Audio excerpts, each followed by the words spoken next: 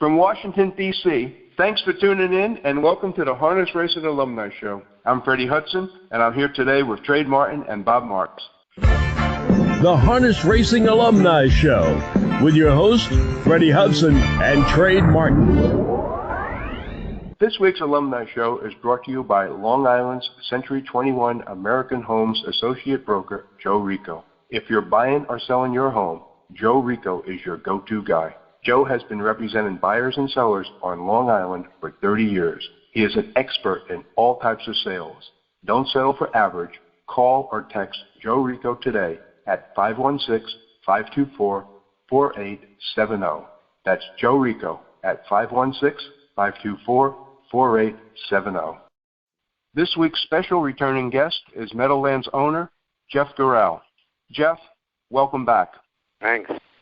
Jeff, a year ago today, March 9th, 2020, 29 indictments and arrests occurred involving thoroughbred and standardbred trainers, veterinarians, drug manufacturers, distributors in the doping of racehorses. Last week, you released a statement that you had found out that one of the indicted trainers, Rene Allard, was training horses at one of Florida's training centers. Can you tell us about that? Yeah, we had heard rumors that he was training horses, and we were able to identify where he was training the horses. It looked like he's got 23 horses in training, and we were able to identify the horses and the owners of those horses. To me, it was a slap in the face because we went to a lot of trouble to hire Five Stones. We spent over $500,000 plus prices on the case. Everybody claims they want to clean it up, and I thought, everybody told me, I couldn't disclose what we were doing, so people told me, good luck, but you'll never do it. You're wasting your time. And I said, I didn't know who they were investigating, but Five Stones told me that I would be happy at the end of the day, as did the FBI. And obviously, were it not for COVID, I think it would have been a front-page story everywhere about how we finally caught these people and how early were wiretapped and discussing horses dying and laughing about it and all kinds of horrible stuff besides, the dishonesty involved. I thought, okay, we got rid of these guys. And now what I've been hearing is that most of them are still in business. And luckily for us, Allard made no effort to hide the fact that he was still in business. I think some of the others are trying to be a little cute. So it was fairly easy to track down Allard. And I decided that the best way to wipe this out is to go after the owners.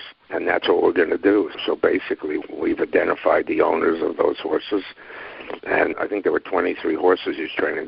All 23 of them will not be allowed to race in our stakes races or my tracks. But more importantly, I think the owners of those horses will not be allowed to race any horses at my tracks. So I hope that's going to be a big deterrent, because I would think some of these owners were planning on racing at Grand Circuit events at the Meadowlands, especially this year. We have the Breeders' Crown. So we have a lot of 2-year-old stakes races that they won't be eligible to. I'm hoping that other tracks take the same position, but we'll see. Are you allowed to say who some of the owners are, or is that a no-no at this point? I'd rather not. Okay, I thought so. It'll be pretty obvious. Some very disappointing, some big owners. We've tried to be fair, because if one of these owners owns, 25% of a horse, we've made it clear to the trainers that if the other owners buy out that person, that the horse will be allowed to race. But if these guys own 50% or more of a horse, then the partners on that horse are out of luck, because they're not going to be able to race that horse. So if you're a minority partner with people using Allard, you're out of luck. My guess is you'll be very unhappy. I think this is the best approach, that if the owners realize that they could be affected, that they'll think twice before they give a horse to someone who's been arrested for using drugs. Correct. Has any of the owners reached out to you? No. Nick Salvi is really the guy who handles our stakes nominations. Actually, I had a horse where one of the people was a partner on the horse, so I've agreed to buy his share out. It's tricky because a lot of owners like myself don't own 100% of the horses anymore. For the most part, the horses I own pieces of, 25 and 50%. Isn't there a requirement under a large bail that he can't be near horses or something to that effect? I have no idea. I know one of the people said that his lawyer told him that he could train horses, but he couldn't race horses. I don't know, but yeah, that makes sense. You know, anyone he's going to find a beard to race the horses under, right? He's not stupid. Yeah. You're not going to give him a horse and have him train the horse, and then when it's time to race it, he can't race. But he, you know, someone like Allard or any of these other guys, they're going to find a beard to race the horse under. The fact that, you know, that's not a defense in my mind. Anyone who would knowingly give Rene Allard a horse to train shouldn't be in the business, and certainly shouldn't have the privilege of racing at my tracks, I can tell you that. They have to be mentally off. I mean, how in the world could you give them a horse at this particular time? We're trying to clean up the sport, and here you're giving a guy who's admitted pretty much to killing horses, you're giving him horses to train. Terrible. Exactly. He indicted twice, so he was indicted a second time. Right. The other question I have for you, is there any news from the USTA committee that's reviewing the Horse Racing Integrity and Safety Authority? I think they're working on it. I received a call from the USTA, and they asked me, do you have a line in the sand on lasix? And I said, I'm willing to listen to the argument about lasix. Obviously, I personally believe it's a performance-enhancing drug. Otherwise, certainly the thoroughbreds wouldn't use it on every horse. I mean, they use it on every horse, basically. I recognize that some horses do bleed, but we seem to have drifted away from the original concept, where I remember back in the day where the vet had to, you know, put a scope down the horse, see the blood, then you had to train you had to qualify the horse on lasix, and you know, you if you decided to put a horse on lasix, you typically going to miss 3 weeks. Now, if you have a big stake coming up, you know, you can just say, I'll take a shot and put the horse on lasix. Maybe it'll step him up.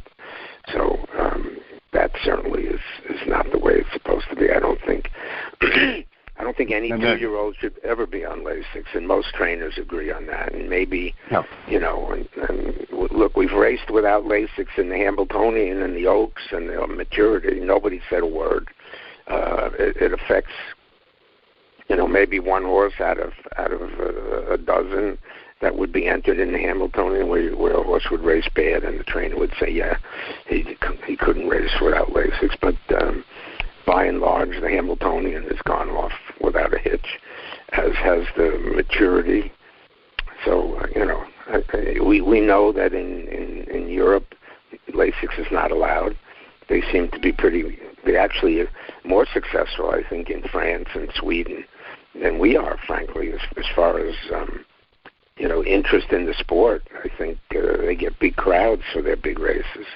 So it's correct. And my last question to you, Hoosier has just installed security cameras throughout their barn area and paddock. Do you see something like that happening at the Meadowlands?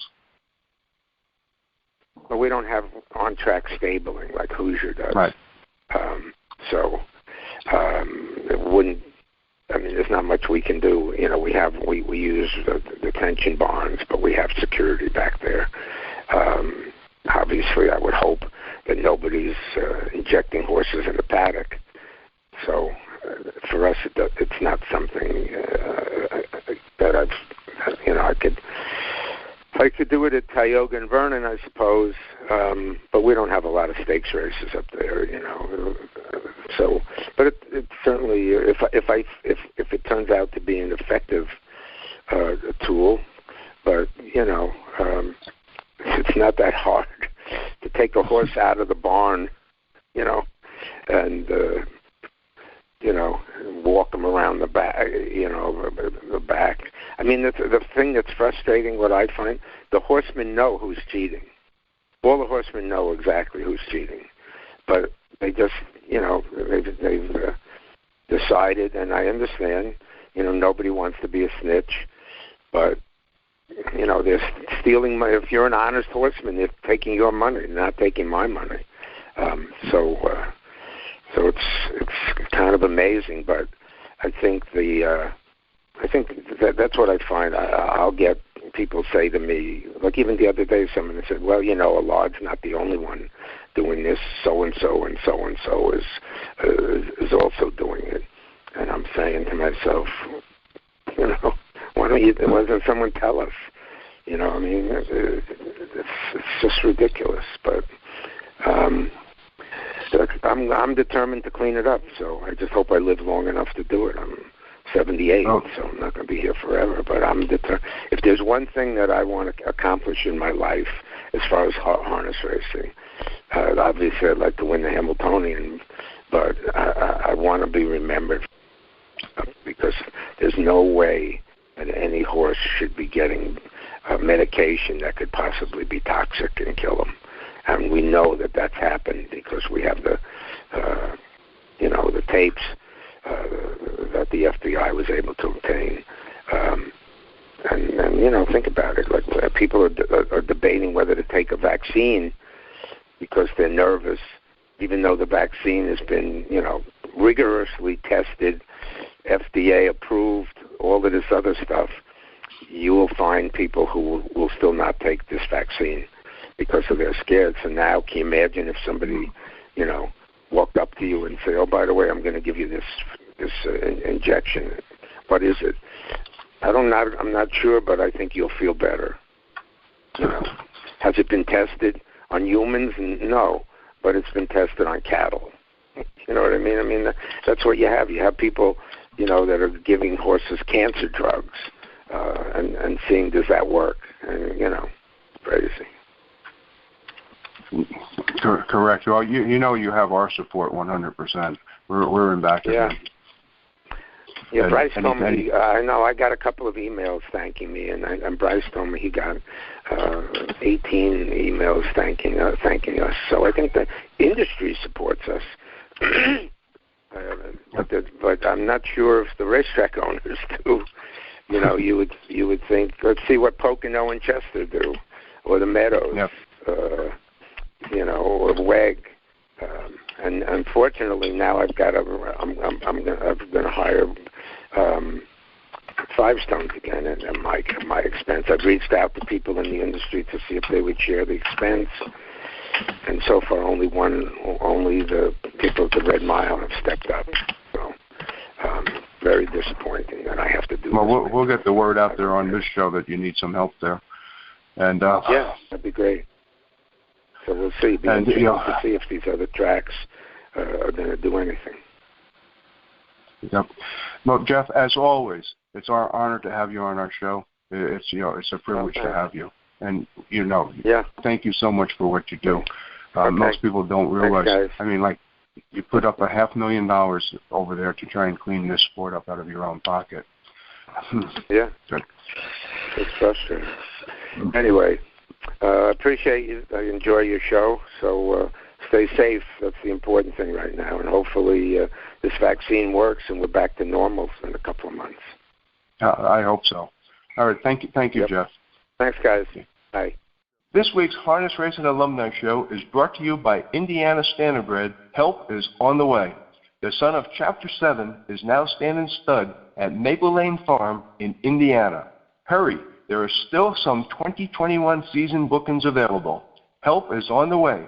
For booking your mare or for more information, contact Karen Weaver at 717-252-0721. Help is on the way. Contact Karen Weaver at 717-252-0721. That's a wrap for this week's show. Thanks for listening, and don't forget to tune in next week. The Harness Racing Alumni Show